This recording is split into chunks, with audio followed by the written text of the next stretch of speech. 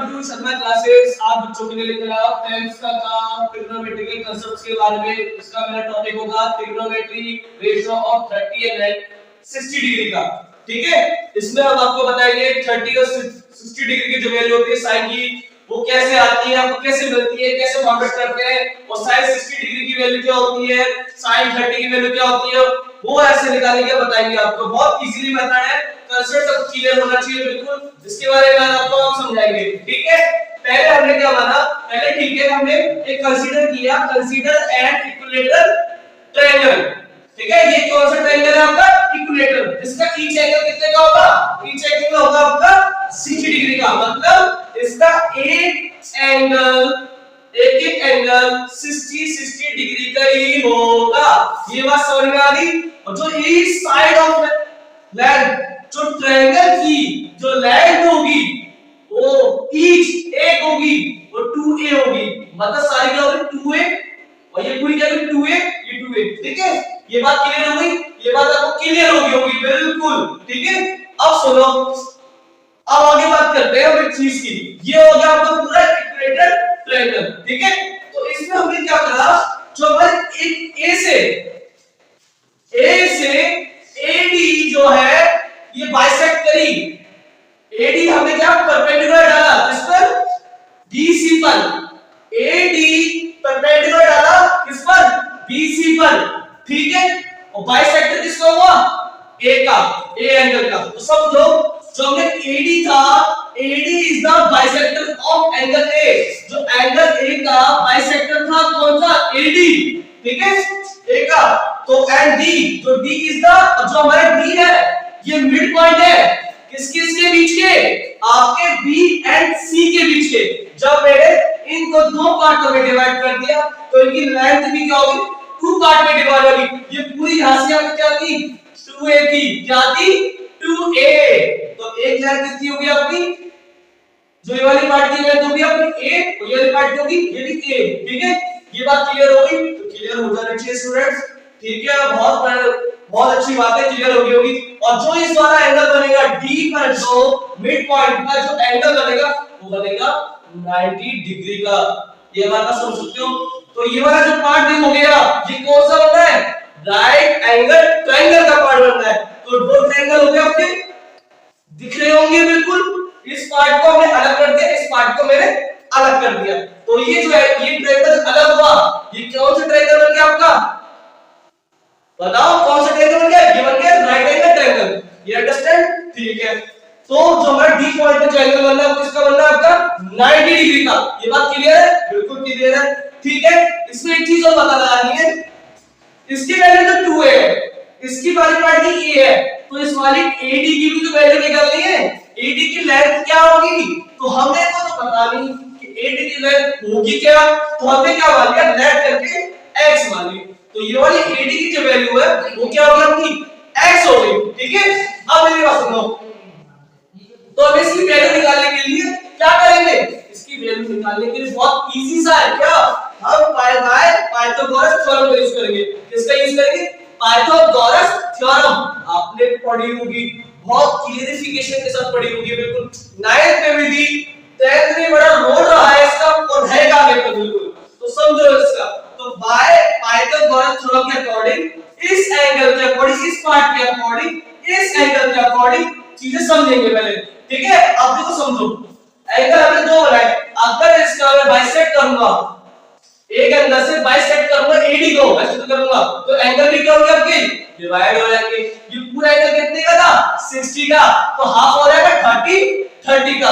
ये बात क्लियर हो गई। तो इसके हिसाब से ये एंगल क्या होगा, ये पार्ट अलग हो गया। तो सुनो, पहले हम निकालेंगे sin 30 की वैल्यू के अकॉर्डिंग, sin 30 के अकॉर्डिंग, sin 30 के अकॉर्डिंग समझ में आपको, ये इस एंगल के अकॉर्डिंग, इस एंगल के अकॉर्डिंग सो लेते हैं। ये राइट एंगल तो समझ गए, जो राइट एंगल में सामने वाला पार्ट होता है वो क्या होता है, हाइपोटेनस होता है, कोई दिक्कत नहीं। पाइथागोरस थ्योरम क्या कहती है, हाइपोटेनस का square is equal to base का स्क्वायर प्लस परपेंडिकुलर का स्क्वायर, परपेंडिकुलर स्क्वायर। ठीक है, ये बात तो आपने पढ़ी होगी बिल्कुल।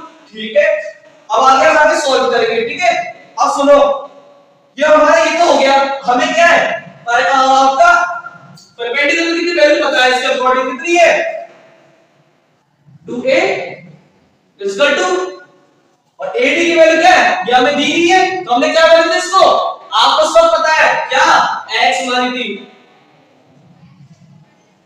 ठीक है। और जो BD की वैल्यू कितनी थी मैंने बताया था, जब पूरी की लेंथ आपकी क्या 2 है तो हाफ ऑफ कर दी तो कितनी होगी इसकी पार्ट की, a हो गई, तो इसकी वैल्यू कितनी हो गई, a का स्क्वायर।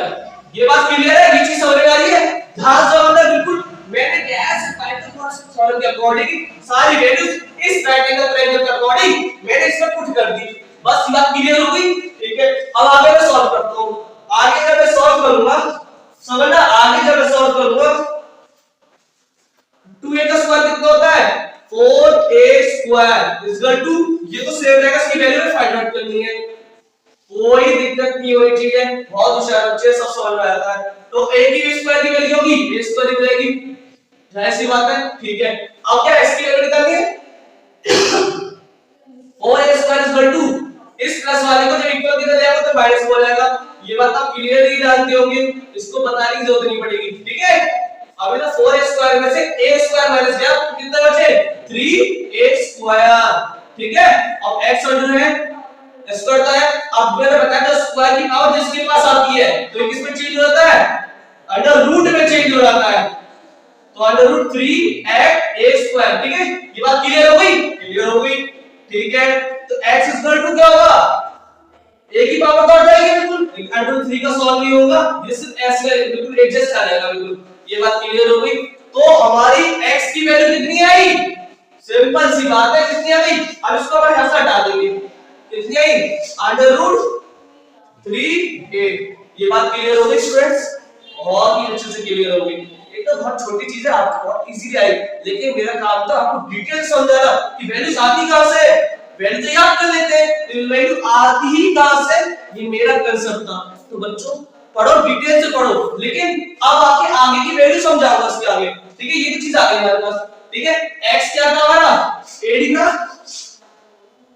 क्या था AD था, बात क्लियर, मतलब AD की वैल्यू डिफाइन हो गई। अब हम आते हैं, हम लेके चलते हैं साइन की वैल्यू लेके चलते हैं, सपोज दैट साइन की वैल्यू लेके चलते हैं, साइन क्या थीटा, अब थीटा किसके बराबर था, अगर साइन थीटा किसका एंगल के अकॉर्डिंग दिख रहे हैं 30 डिग्री के अकॉर्डिंग, तो sine 30 is equal to, sine is equal to क्या था परपेंडिकुलर अपॉन हाइपोटेन्यूस, तो परपेंडिकुलर वैल्यू इस एंगल के अकॉर्डिंग परपेंडिकुलर वैल्यू क्या थी, क्या थी परपेंडिकुलर वैल्यू से अकॉर्डिंग a, कितनी थी 8, क्या थी, सुनो बेसिक सेकंड, ठीक है। अब परपेंडिकुलर अपॉन हाइपोटेन्यूस, एंगल 30 के अकॉर्डिंग, एंगल 30 का अकॉर्डिंग परपेंडिकुलर क्या था हमारा a, सिंपल सी बात, क्या था a, और हाइपोटेन्यूस क्या था आपका 90 डिग्री सामने होता है, ये क्या हो गया 2a, a से कट गया तो कितनी वैल्यू आई sin 30 की वैल्यू 30, बिल्कुल very good, is equal to 1/2, ये क्लियर हो गई, ठीक है। तो एक चीज आती है इसमें, एक चीज और बता देता हूं, हाँ तो दो चीज समझ लो, साइन अब देखो साइन 30 की तो बता दी मैंने, ऐसे साइन 60 की और बता रहा हूं, वो ध्यान से समझना। साइन अगर इस एंगल के अकॉर्डिंग, साइन 60 डिग्री के अकॉर्डिंग, इस एंगल के अकॉर्डिंग ये क्या हो गया आपका, इस एंगल के अकॉर्डिंग 90 डिग्री के ऊपर, तो ये हो गया क्या हाइपोटेन्यूस, लेकिन साइन 60 के अकॉर्डिंग परपेंडिकुलर कौन सा होगा ये, तो वो सुनो, और sine theta is equal to क्या होता है परपेंडिकुलर अपॉन बेस, अगर परपेंडिकुलर इस एंगल के अकॉर्डिंग कौन सा है, परपेंडिकुलर इस एंगल के अकॉर्डिंग कौन सा है ये, इस एंगल में होता है जो भी एंगल मेजर करते हैं इसी एंगल को लेके चलते हैं, उसके जस्ट सामने वाला ही परपेंडिकुलर होता है, ये मैंने आपको ध्यान से पढ़ाया था। तो उसके अकॉर्डिंग क्या होगा √3 अपॉन √3 a अपॉन हाइपोटेन्यूस क्या था इसके जस्ट सामने वाला, तो 2a, a से a गया तो क्या वैल्यू आई √3 अपॉन 2, तो ऐसे आप इस ये डिफाइंड होती है वैल्यू sin 60 की, तो आपको क्लियर होगी, बहुत ही मजेदार आया आपके साथ, को बहुत अच्छा लगा। प्लीज आपको अंडरस्टैंडिंग नहीं हो, कुछ क्वेश्चन से क्वेरी हो तो प्लीज बिल्कुल अब मेरे चैनल पर सब्सक्राइब करिए मेरे को, फिर लाइक करिए। अब अंडरस्टैंडिंग नहीं हो रही हो तो प्लीज अपने कमेंट करें और अपने क्वेश्चंस को क्वेरी को पूछे, तो मैं आपका आंसर बिल्कुल दूंगा। बिल्कुल, धन्यवाद आपका।